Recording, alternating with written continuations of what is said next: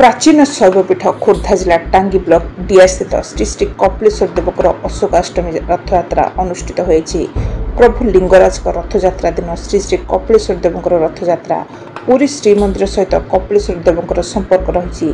पुरी गजपति महाराज कपिलेन्द्र देव द्वारा प्रतिष्ठित श्री श्री कपिलेश्वर देव पीठ में अनुष्ठित अशोकाष्टमी रथयात्रा 500 वर्षर प्राचीन परंपरा। यह एक नियारा रथयात्रा पंच श्मशान परिवेष्टित गहिर बिलमाल दे रथ गड़ी थाए। चैत्र शुक्ल अष्टमी तिथि में अशोकाष्टमी रथयात्रा होता है। पंचदश शताब्दी कपिलेश्वर देव मंदिर प्रतिष्ठा होता। गजपति महाराज कपिलेन्द्र देव यह मंदिर प्रतिष्ठा करते एठारे रथयात्रा अनुष्ठित हो।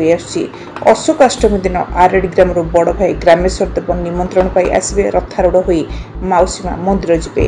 रथ गड़ब पंच श्मशान मध्य गहिर बिलमाण मध्य माउसी माँ मंदिर अभिमुखे रथ अपराह गड़ब। मंदिर कमिटर सदस्य एवं स्थानीय अंचल लोके बेस खुशी अच्छा।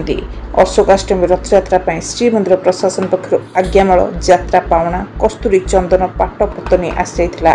मंदिर कमिटर सदस्य टांगी तहसिलदार एवं अन्य सदस्य माने पहुंची रथयात्रा सुरुखुरुरे करने लगी पड़ते। निराकपुर बालंगीर रोड से मोबाइल टीवी प्रशासन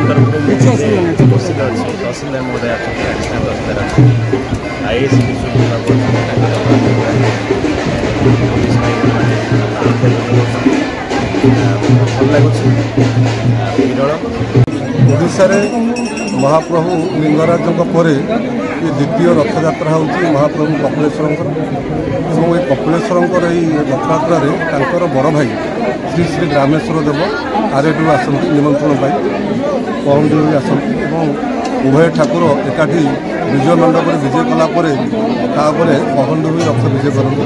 ये हूँ अत्यंत प्राचीन परंपरा। ये परंपरा को आज पर्यंत उज्जीवित रखा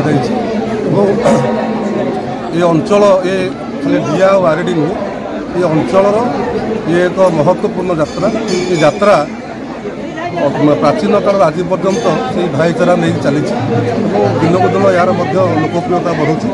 अनेक भक्त मान समागम होती अत्यंत शांति श्रृंखला सहित रथयात्रा समागम। आमर कपिलेश्वर मंदिर डियारे अवस्थित ए मंदिर में अशोकाष्टमी रथयात्रा हुए। अशोकाष्टमी रथयात्रा राति सप्तमी दिन काली नारायणी दुर्गे ठाकुराणी आसी गोटे बुड़ हुए। से बुड़े बंध्या थी स्त्रीलोक मैंने पुष्करणी में गाधोई ठाकुराणी प्रसाद पाइला से पुत्र संतान लाभ हुए यह कथित अच्छी। एवं सकाळु ठाकुर तांकर नीतिकांति सरिबा परे दुईटा बेले दुई प्रहर भोग हुए। से भोग है से विजय मंडप को आसती। विजय मंडप बड़ भाई की अपेक्षा करती। बड़ भाई बसला निमंत्रण हुए। बड़ भाई की बड़ भाई से आसिक बसला से गोटे थर मंदिर परिक्रमा करी रथ 3 थर परिक्रमा कर रथारूढ़ होती। से रथ प्राय 5:30 बेले टणा हुए। से जाकि बेदबाड़ी 7टा 8टा भितर रथ जाकि बेदबाड़ी पहुँचे। नवमी दिन से ठाकुर प्रसेसन हो गुंडीचा घर को जाए विजय कर। दशमी एकादशी द्वादशी दिन से रात्र रथ आमर पुणी बाण पड़िया दे कपिलेश्वर मंदिर देखिए पुणी फेर आस।